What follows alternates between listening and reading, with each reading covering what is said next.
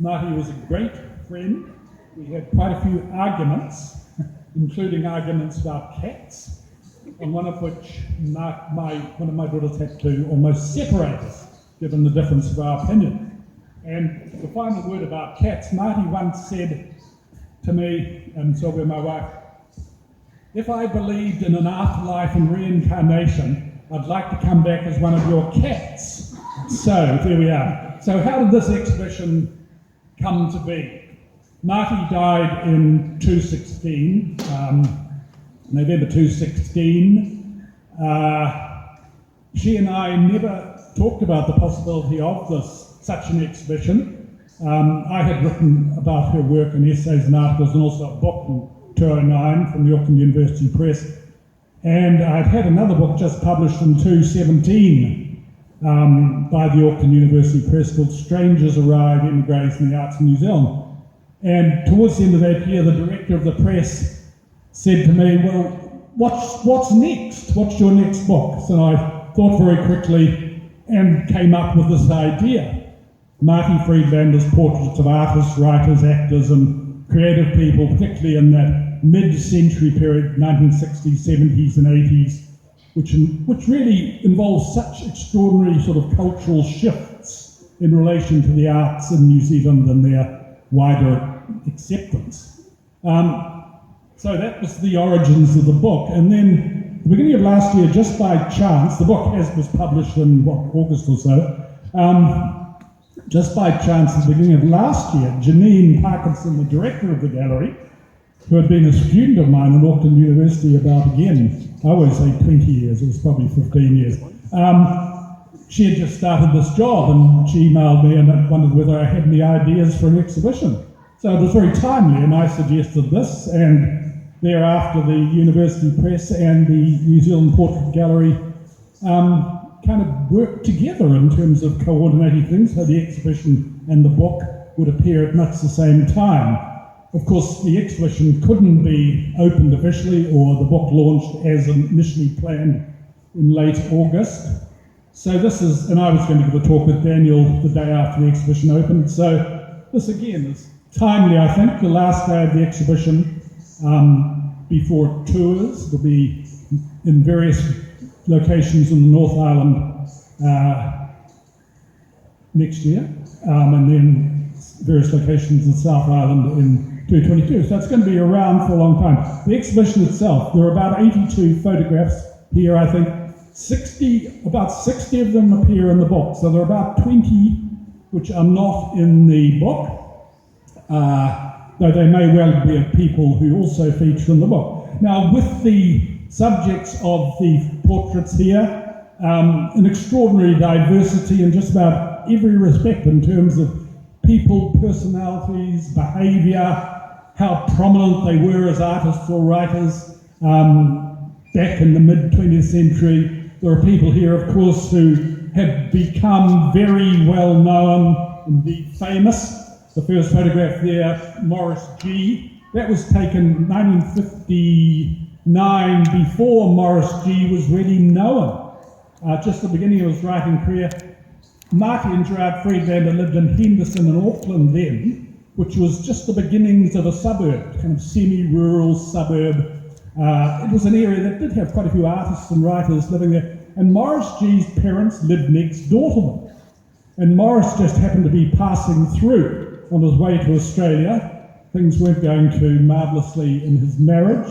And I should say Marty took some tremendous photographs of his first wife.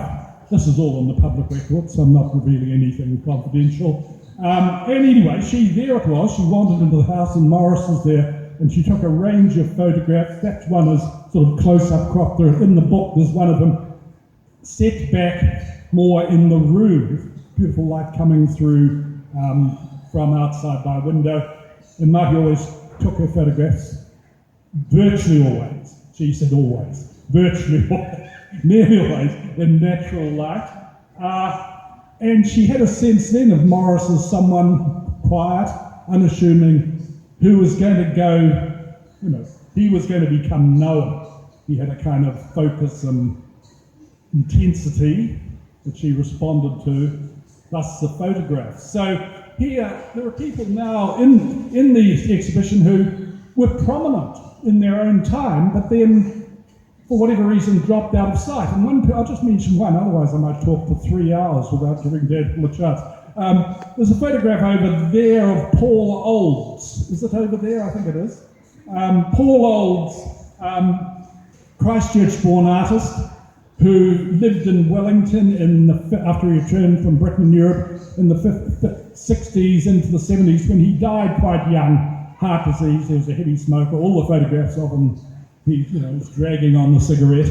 Paul Olds, in the 60s and 70s, was a very prominent figure. He was a teacher, highly regarded as a teacher as well as an artist. But after his death, it's almost as if he hadn't existed.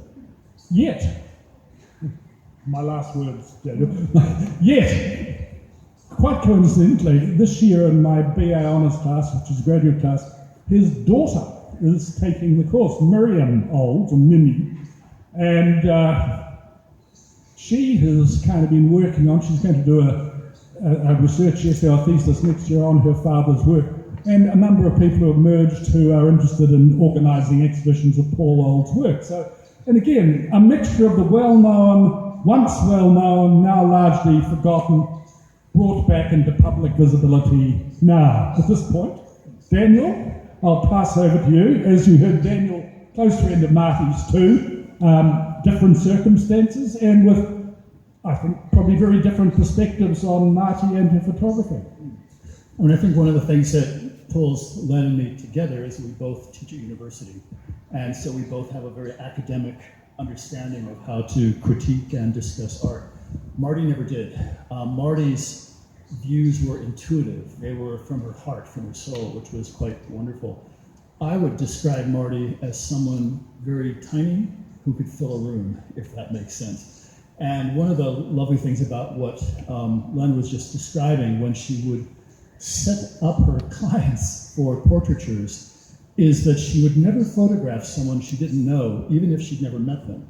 And so what Marty did every single time is she would spend like an hour with a person, just finding out who they are, really getting into the nuts and bolts of their soul, and then she would decide how to photograph them in a way that would capture that story. One of the, Len and I do bring two different perspectives. My specialization is narrative design and comparative narrative design. So I look at how every art form tells a story, from architecture to photography, painting, sculpture, etc. And the way I met Marty was when I first arrived here from New York about 20 years ago, having worked in New York City for a long time and been part of the art world there, and arrived in Wellington between Christmas and New Year's, where I swear I saw tumbleweeds going down the street. I felt a little, I'm not in Kansas anymore, although maybe I am. And in around 2001, there was a big retrospective of Marty's photographs in City Gallery, which had Enlighten Valley, the famous iconic photograph of the sheep, as the main beautiful poster up. And I was so enamored by the works I saw in that exhibition that I decided I had to contact this photographer and let her know how impressed I was. And I found out who her gallerist was because she was uncontactable. And from New York, I knew you can't contact anyone famous anyway. And I wrote to her gallerist, and I just gave a description of what I felt the underlying narrative was of three of her photographs, one of which was the sheep photograph, Enlighten Valley. And 2 days later, Marty called me on the telephone, to my surprise, and said, "Who are you?" And she said, "Those descriptions were amazing, and I want to meet you." So we met, and we've become absolutely close friends ever since. And every time we did meet, we went to a gallery, and we would discuss the underlying stories behind photographs, paintings, sculptures, etc.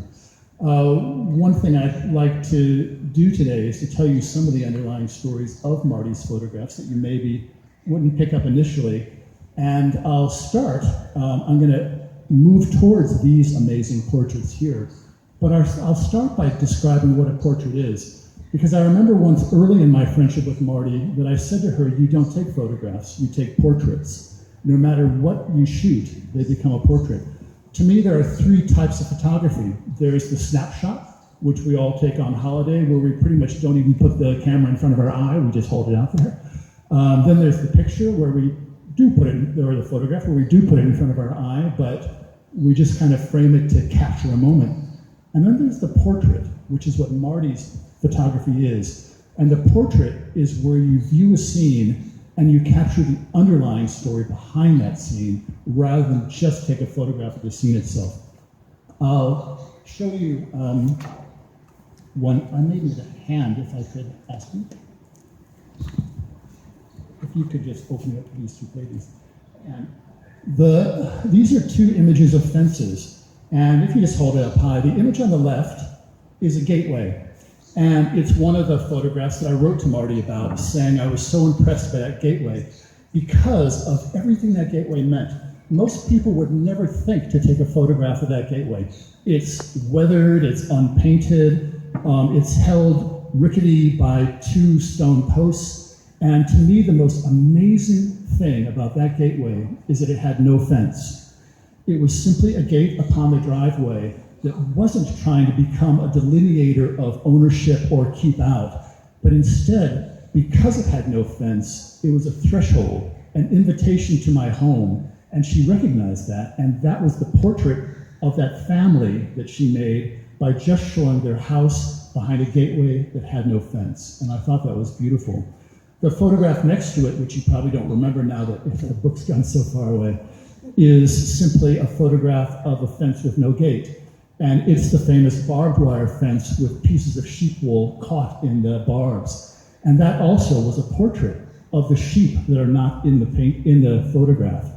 It's a portrait showing, it's called The Scratching Fence by Marty. And it's all about the saga of the meaning of the barbed wire fence, the years, the decades it has been on the fence, both as a protector and a scratching post, as a comforter. Those two unexpectedly diametric patterns both being conceived within the same image. Beautiful. If I look at some of the ones that Len has curated, we start to see the same thing. And as you've walked through this gallery, you have said to yourself appropriately, these are all portraits of people. I would probably venture to say yes, but not all. And if I just randomly look at the one of Warren Tippett behind Len's head, you can see how what Marty decided to do was to not simply take a photograph of Warren, but instead she tried to capture who he was, what defined him, and she uses the enormous ceramic pots there as a landscape in the foreground that lead to him. So that photograph is inhabited by 5 inhabitants, not just one, and we move progressively from one to the next until he becomes the 5th vessel in the photograph defined by that. And if we look at the painting straight across from me of Bill Colbert and Ralph Hauterive in the illuminated lights display, you can see how risky that portrait was of 2 famous people, because it shows them as silhouettes, as shadows, not their faces. It shows them as the shadows being captured by the light that began to emanate and become the whole definition of that show. So those are just a few examples of how Marty's photographs, in fact, have always been portraits with multiple underlying stories beneath them. Right? Just picking up on the Bill Colbert and Ralph Hauterive, of course, that is one of the photographs in which it is not natural light. It's informed too by the light of the work, I assume. No, I can't quite say from the actual works themselves. But anyway, it's an interior space with, I don't think, any external light source there. Just a word or two again, the point Daniel made, that a portrait can be more than just a representation of the person we immediately see. And on the other hand, a portrait or a photograph of a fence or a house or a door can function as a kind of displaced portrait of a person. And I included one such photograph in this exhibition, far wall along on that side. It's of a house, or sort of a very, compositionally, an intriguing and complex, sophisticated piece of organization of various elements from the picture space. House, letterbox, gap, going through in the centre, which was used, as I note in the caption, as a cover image on, there was a literary periodical called Islands in the 70s, went through to the 80s, a cover image effectively relating to a short story by Maurice Duggan. I quote from Duggan, not that particular, no it is that, no I'm not quite sure if that's the story, but effectively it becomes a portrait of Duggan as we may sense him in reading the story within the periodical and other stories of him. Again, a private, complex man. Marty and he were close friends, a troubled person. I'm quote citing Marty here, with various kinds of disguises. Of course, we all have various kinds of disguises on occasions, whether we're conscious of it or not. Marty was very conscious of that aspect of, you might say, being a human being. And she tried as much as possible in her portraits or photographs of people to visualize, remember this is how she sees and experiences a particular person, to visualize a sense of that person through their face, their body, the environment they're in, rather than, and so many photographic portraits are, rather than presenting a portrait of what one could describe as a social mask, the way in which people, again, consciously or unconsciously, mask themselves, particularly in public situations. Portraiture is one of the most complex of representational types, and at the beginning of the book I quote Baudelaire, the mid-19th century French poet and art writer, one of the great art writers there has ever been, on both the simplicity and the complexity of the portrait. So simple, so complex, so, I'm paraphrasing badly, so the surface we see, but so profound at the same stage. And there are many portraits here which are almost uncanny. I mean, I know about 25 of the people here, others I know about. Some of them are sort of uncanny in what she has brought into visibility. It's not just a surface. One has a sense of interiority. I was looking at those two of Milan Merkisic over there, who I knew well. Again, another very private person, quite a troubled man, could be quite difficult. I remember once I was in conversation at an opening actually with Gordon Walters and Milan Merkisic, and he suddenly said, I have an anger problem. Not that we couldn't have guessed it anyway. I'm seeing a therapist. It's not getting very far. But Marty, to the contrary, got more. She did get far. She somehow, I don't know what it is. This is the quality of intuition, sharp-sightedness, very astute in terms of human psychology, in terms of how people related to one another. Milan Merkisic, I couldn't think of something that caught aspects of Milan that were kind of fundamental without necessarily being otherwise visible. The compositional, we'll swing back to Daniel soon for his observations on the compositional methods and sophistication of Marty's work. Marty had been to art school in Camberwell School of Art after the Second World War in South London. It was a highly regarded art school with some very eminent artist teachers there at the time.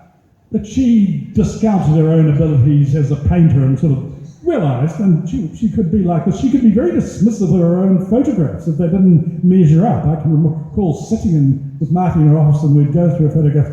She'd say, that's no good, and just toss it aside. This is never to be published or reproduced, and so on. Anyway, she, working intuitively, but also with a deep knowledge of art, painting. And compositionally, she often brings a kind of painter's eye to her images. She also, of course, did not just print whole negatives, she cropped extensively. So from the one negative, you can get very different images according to how she's cropped them. That's the case with the Morris G ones. There's a self-portrait, not the one of Marty there, very famous self-portrait of Marty, self-portrait, which she took in her husband Gerard's corridor of his dental practice in Henderson way back in the early 1960s. She was a dental nurse for a while. But a friend of mine, I won't name names here, who as a teenager had Gerard as a dentist, told me how Marty and Gerard used to often argue as poor old Donald's teeth were otherwise being attended to. But that's, by the way, Marty's cropping is quite extraordinary. And there are photographs in which the image is about a third of the negative. At which point, Daniel, and the compositional perhaps.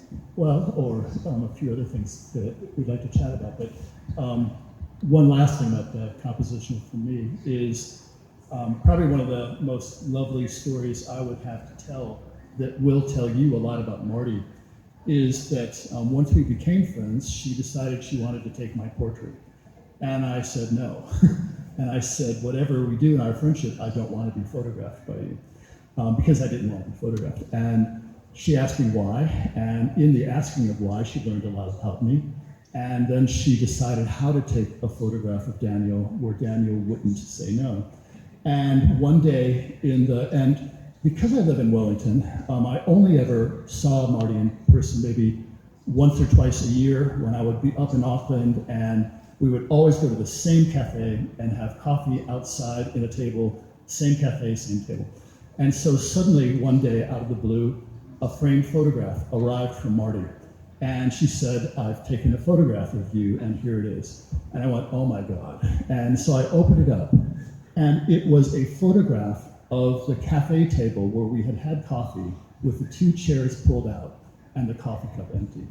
And that was her portrait of me. And I thought, what a beautiful, beautiful story of a photograph of someone who's not there.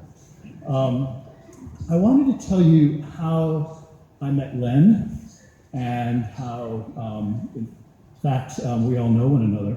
As I'm sure most of you know, Marty was an orphan. She was, well, sent to an orphanage by her parents during the war to escape Germany and had many, many trials during that period.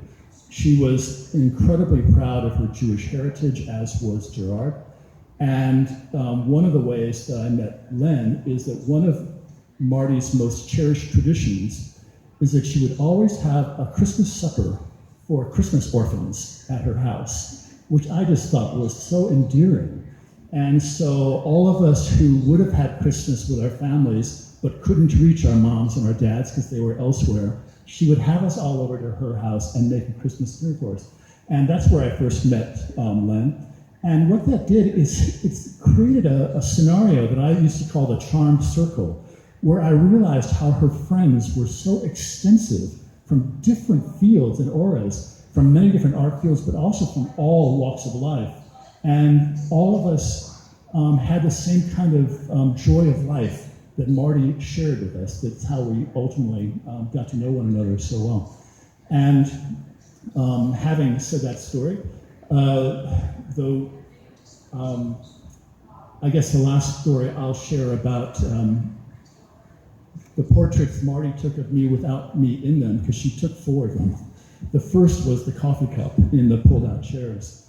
The second was that I gave her some very deep, personal, intimate stories about myself, where I have a male partner, and I told her that I never felt I could appear in public holding his hand.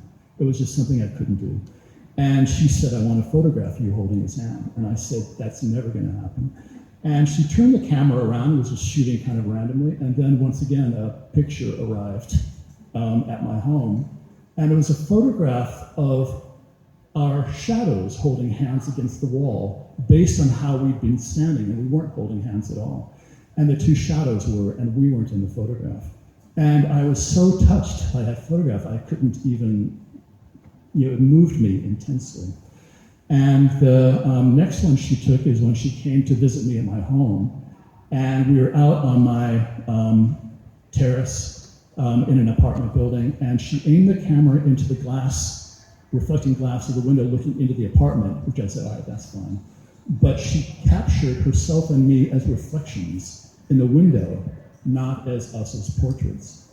And the final one, which she finally did manage to do a more convincing job of, is she said, I'm not going to take a photograph of you, Daniel, I'm going to take a photograph of your partner, Mark. And so she sat Mark in a chair and said, Daniel, just get outside the photograph, but can you at least hold his hand if you're not in it? And so this photograph is now in the Tapapa National Collection, and it's a photograph of his hand holding mine in front of himself with me not in the photograph. And those are 4 examples of portraits with the main character not in them that show how sensitive and how beautiful a soul was Marti Friedlander. Am I allowed to say that that portrait is in fact in the earlier book I did on Marty's work overall, back in 2009, a portrait of Daniel and Mark. Great photograph. I'll tell you a bit more about some of the responses to it. Just again, a few more words about the exhibition. It is arranged broadly chronologically, starting with Morris G, 59. One of the G photographs, Morris G photographs, appeared in a portfolio of portraits of writers in Landfall magazine, March 1960, just one by, in this case, M. Friedlander, not identified in any other way. There's also, of course, that was edited by Charles Brash and founded by Brash. There's a portrait of Charles Brash, one of the farewells that taken in Wellington, where she and Brash just met one another by chance.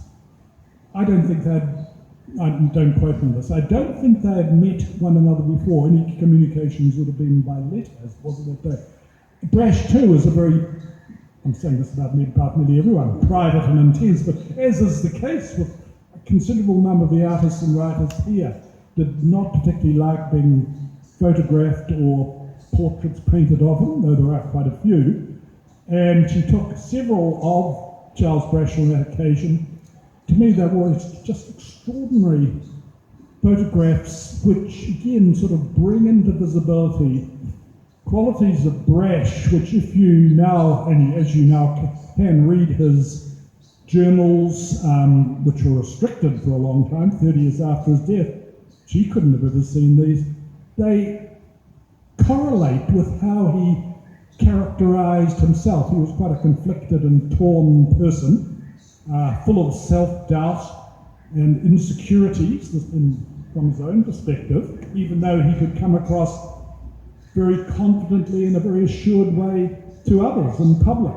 If you look closely at that portrait, it's almost as if his eyes are looking in different directions, in slightly different directions, and as if they have a different quality of experience or quality of being in each eye. Kind of, again, visualizing that sort of conflict within.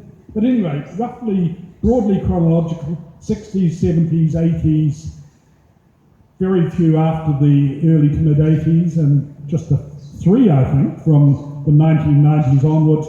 And it ends with not a person who, to my knowledge, ever visited New Zealand, Yehuda Amichai, who was an Israeli, very celebrated poet. He also wrote a novel, who was born in Germany, much the same age as Marty, who came as a refugee to what was then the British Mandate of Palestine in the 1930s after Nazis took over as a child.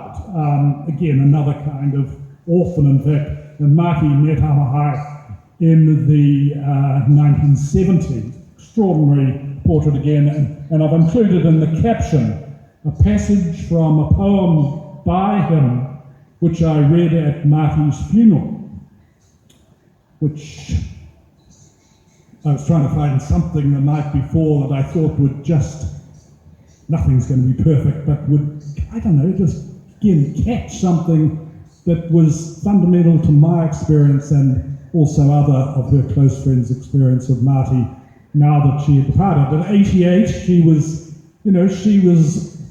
unstoppable in a way. None of us are unstoppable, but the day before she died on a Monday morning, Silver and I and Marty were we were visiting, and she said, "Oh, get that! There's a box under a bed." So I went and got this box, and in this box were photographs I'd never seen before. And this was kind of typical of Marty. She would produce things like a sort of magician out of a hat, and there it was, including these just extraordinary photographs again. So there it was, unstoppable, pugnacious, argumentative, warm, passionate. We were intimates, if you like, the best of friends. I couldn't think of a person who could be a better friend. And as I say, at the same time, who you could argue with, you could have a very different opinion about something. And in the photographs there, what has always struck me of her best photographs, of which there are many in terms of the portraiture, is that quality of intimacy. Thus, people are otherwise very private. And Daniel described the kind of experience of being photographed, getting to know people, talking and becoming familiar to the extent that one could. And again, I look at Gordon Walters there. And with Gordon Walters' photographs, I knew Gordon, lovely man. But if you look at other photographs of Gordon, by good photographers, they're good photographs. But there's a kind of distance. Gordon is on guard. He's put up a bit of a barrier there. With Marty, there's this closeness and intimacy. It helped that they liked one another immensely. On the other hand, there are portraits of people here who she did not get on with them, and they didn't particularly like her. I won't give too many. I'll give an example of someone no longer alive. That's Rudy Gopas here, the artist who had a very, again, troubled life and was a man torn in various ways, had lived a kind of double life in New Zealand, full of disguises and so on. And Marty said to me that, when she took photographs of him on one occasion in Auckland, when he was 67, I think it was, he was exhibiting in the New Vision Go, and she immediately had a kind of visceral dislike of him. And she felt that he equally disliked her. But the photographs that come out of this, I mean, they're just stunning. Here we are, right behind you, Daniel.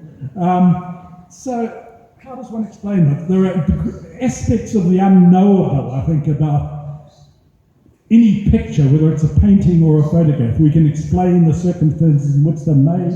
We can look at their composition, lighting, etc., etc. We can talk about or think about the relationship between the subject and the artist or photographer. But often, and this is often so in the great paintings, great photographs, there's a sort of element of mystery there, of the unknowable, something we'll never be able to sort of articulate adequately verbally, but is kind of a quality that makes the painting or the photograph. That's probably enough from me at this moment. I've got one last thing to say about composition, and then I'm going to ask Len a few questions. This, just in having to turn around almost 180 degrees to look at the Gopas photograph, I was looking at the Wilf and Janet Wright photograph here and just wanted to mention it. And I think that's another beautiful example of when you start to look at how it's composed, the use of the light and the dark. You can see how Janet in the foreground and Wilf in the back, but they almost look like one of them is a mirror reflection of the other. It looks absolutely like there's just a mirror there and they are the same person being seen in each other's reflection. And I think that's an incredibly, I would be touched. I think any of you would be touched to be photographed that way with someone you loved, which is quite beautiful. And that brings me to my first question for Len, not that I was even asked to ask Len any questions, but I'm going to. When we're discussing how much effort someone like Marty goes through to compose, crop, and ultimately select a portrait or a photograph, we lose track in an exhibition like this. We just think, oh yeah, someone like Len, a curator, just grabbed them all together from out of Marty's bed and hung them up. But in fact, you can see that there were probably hundreds of times this number of photographs available for a curator to select. And so someone with Len's eye and knowledge and heart and soul needs to decide which ones actually to put together in a collection that show who Marty was, but also which ones to sequence in a way that enable a story to be told as we move around the room so that it begins to grow on us and build. And I just wanted to ask Len if he can, because I am not a curator, if he can talk about the selection process of how do you decide which ones to take and which ones to leave out. Okay, I've curated quite a few exhibitions over the years, predominantly photography, but not exclusively photography. But it's certainly with photographs that I have the most experience. I don't think I can say I'm confident about it, but the more confident than curating an exhibition that works in other media. Again, in this case, as Daniel mentioned, close and long-standing familiarity with a lot of Marty's photographs, spending hours and hours with photographs. A lot of this is, it's a bit of an easy way out. I was going to say there's an intuitive dimension in this too. I think it's overall spaces too. So I'd been here obviously in this gallery before, and I came down and looked through the gallery when it was at the end of about a year ago, in fact. Just the space, it's been changed a bit since then, but to get a sense, kind of physical, embodied sense of the space, the maximum number that I thought could work in this space. One doesn't want it either too crowded or too sparse. Images, then moving to individual images. Images, this again is in terms of their immediate visuality. I suppose if it's going to be academic, one could deconstruct that to their aesthetic qualities in terms of composition, lighting. I think in terms of images which will hold their place on a wall, which will also mobilize or help mobilize the space overall, because I think in terms of the whole space and the sequences of photographs, in terms of the arrangement here, I listed the sequence which I want them to be in, framed by the self-portrait and the Yehuda Amichai. Then the the man who installed the exhibition did a great job. I haven't met him, but we talked on the phone a lot while he was installing it. So, and I couldn't come at the time because of, it wasn't possible then. Anyway, it's not easy to install an exhibition by phone, but he was fantastic. I was also looking after two of my extremely energetic and noisy grandchildren, so he had to cope also with screams and shouts from these children. So we didn't need to talk about the placement in relation to one another of all the photographs. He got a pretty good sense of how I was thinking. So yes, we wanted groupings too. You might say subgroups within the overall group, which would work well together while keeping to this broadly chronological sequence. And I left quite a few of those choices to him in terms of the groupings of individuals.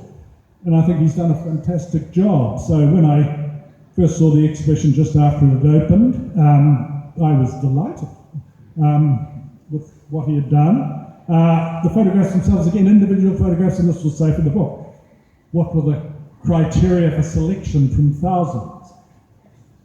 There are several. Probably going to sound too simple and rather sort of reductive. Again, it sounds a bit heavy academic, their aesthetic qualities, how good they are as visual images, again, in relation to composition, orchestration of elements within the picture space, lighting. These are almost exclusively photographs of people, faces, obviously, faces which were compelling in themselves, or certainly, you might say, what Marty had done with these faces. I won't name names, there are some people, excellent artists, who I did not include in the book because, it sounds terrible in a way, they didn't come across, their faces didn't come across in the photographs as compelling, as memorable, the sort of face that draws you in, as others.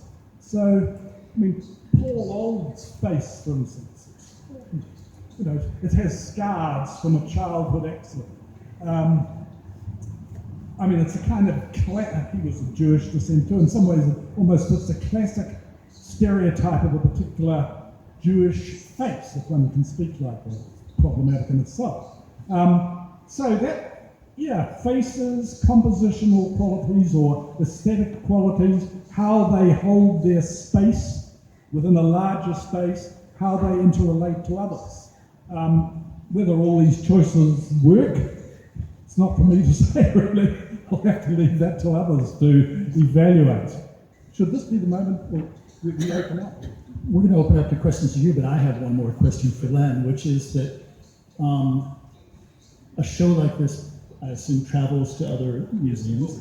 And once it has seen its last museum, Len, what happens to these pictures? Okay, well, most of them come from the Marti Friedlander archive of photographs, prints, negatives, and documents which remained with her or had either been put into the Auckland Art Gallery archive on loan in perpetuity. A couple of them are mine, which Marty gave me. The self-portrait from the Island Bay House, the Morris Duggan one. But otherwise, they all belong to the archive. Yeah, so they are ones that remained in or still in Marty's possession. Remember that not just one print can be made from so there are a number of prints of some of these photographs which have been sold. But yes, there's a huge quantity, about 10,000 prints, Marti Friedlander photo prints in the Auckland Art Gallery archive. I should mention too that in the book there are images there. This was my choice. Whether Marty would have agreed with it or not, I don't know, but she can't do anything about it because she appointed me her literary executor. So strictly I can do whatever I like. But I know she's hovering over there somewhere. I won't be forgiven if I made a mistake, in my conscience anyway. There are some photographs, some images in the book which are taken from negatives of which there are no prints. So that's the first time a print was ever made from them. And of course, with the technology we have today, you can produce stunning images from negatives. Sounds curious thing to say, without printing them in the old analog method. And the photo processor we had, the PCL, and then also Peter Deutschler, who worked with Marty personally, and then they did the rest, if you like. So I'll just mention several in the book that are from negatives. There's one of Melbourne Day, a colour photograph of Melbourne Day, Wellington Person, director of the National Gallery, also an artist. That's one, and then there's another of Darian Takel, an actor and an artist. There's a black and white of Darian Takel over there. This again is a colour one. Both absolutely stunning, and I'm boasting that here when I say, in fact, all the negatives I chose to get prints made of came out fantastically. It's not easy, really, to assess how things will be from a negative, is it? So I was a little bit apprehensive. Obviously, if they hadn't worked, they wouldn't have been published. Is that a reasonable answer? Yeah.